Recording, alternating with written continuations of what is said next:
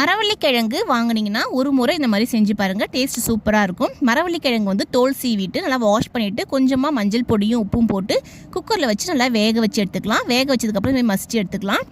இப்போ ஒரு கடாயில் வந்து கொஞ்சமாக எண்ணெய் ஊற்றி கடுகு போட்டுக்கலாம். கடுகு நல்லா பொரிஞ்சதுக்கப்புறம் 3 பெரிய வெங்காயம், ஒரு முழு பூண்டு உரிச்சு தட்டி வச்சுருக்கேன், காரத்துக்கு தேவையான அளவுக்கு வரமிளகா, கருவேப்பிலை இதெல்லாம் போட்டு இது கூடவே உப்பு போட்டு நல்லா கிண்டி விட்டுக்கலாம்.